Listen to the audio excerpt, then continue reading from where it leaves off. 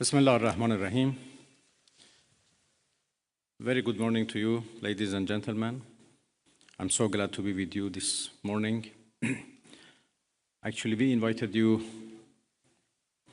yesterday for a briefing on the latest developments on the ground and, of course, on diplomatic process. Because I came here from Geneva, where we had our first ministerial meeting of Iran E3, and then I had here yesterday lots of useful, important meetings with the foreign ministers of our region, and we discussed about different initiatives and ideas existed for a peaceful settlement of this question. But as all of you know, we suddenly faced with the aggression by American forces to our nuclear facilities. The Islamic Republic of Iran condemns in the strongest terms the United States' brutal military aggression against Iran's peaceful nuclear facilities. It is an outrageous, grave, and unprecedented violation of the fundamental principles of the Charter of the United Nations and international law. The warmongering and lawless administration in Washington is solely and fully responsible for the dangerous consequences and far-reaching implications of its act of aggression. The US military attack on the territorial integrity and national sovereignty of a UN member state carried out with genocidal Israeli regime, carried out in collusion with the genocidal Israeli regime, has once again revealed the extent of the United States' hostility towards the peace-seeking people of Iran, who will never compromise over their independence and sovereignty. The Islamic Republic of Iran continues to defend Iran's territory, sovereignty, security, and people by all means necessary against not just US military aggression, but also the reckless and unlawful actions of the Israeli regime. While President Trump was elected on a platform of putting an end to America's costly involvement of forever wars in our part of the world, he has betrayed not only Iran by abusing our commitment to diplomacy, but also deceived his own voters by submitting to the wishes of a wanted war criminal who has grown accustomed to exploiting the lives and wealth of American citizens to further the Israeli regime's objectives.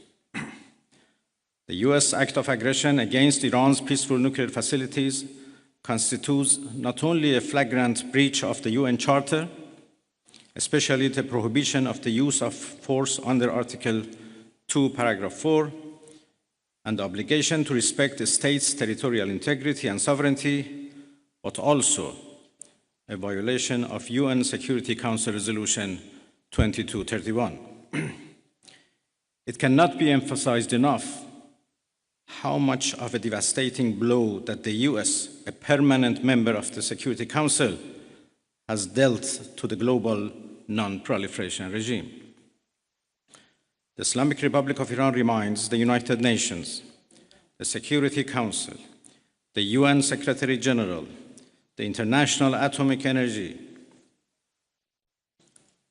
Agency, and other relevant international bodies of their duty and responsibility to take urgent and decisive action in response to this breach of international law. Silence in the face of such blatant aggression will plunge the world into an unprecedented level of danger and chaos. Humanity has come too far as species to allow a lawless bully to take us back to the law of the jungle. The Islamic Republic of Iran calls on the Security Council to convene an emergency session to unequivocally condemn the criminal act of aggression by the United States against Iran and to hold the administration in Washington accountable for its violations of fundamental principles of United Nations Charter and of norms of international law. The responsibility of the IAEA and its Director General, who through evident bias in favor of warmongering parties paved the way for the current violence and bloodshed, is now clearer than ever. We call on the IAEA Board of Governors to immediately convene and carry out its legal responsibility in response to the dangerous US attack on Iran's peaceful nuclear facilities, all of which have been under the agency's full safeguards and monitoring. The world must not forget that it was the United States which, in the midst of a process to forge a diplomatic outcome, betrayed diplomacy by supporting the genocidal Israeli regime's launch of an illegal war of aggression on the Iranian nation. Not content with such malign actions, the United States itself has now also opted for a dangerous military operation and aggression against the people of Iran.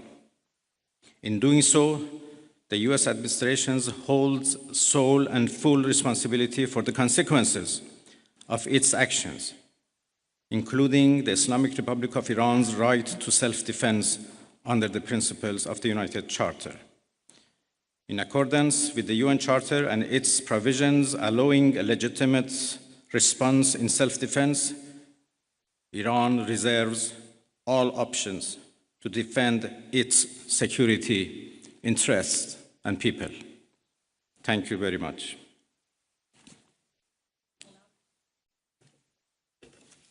We will now be taking questions. We'd like to start with the Associated Press.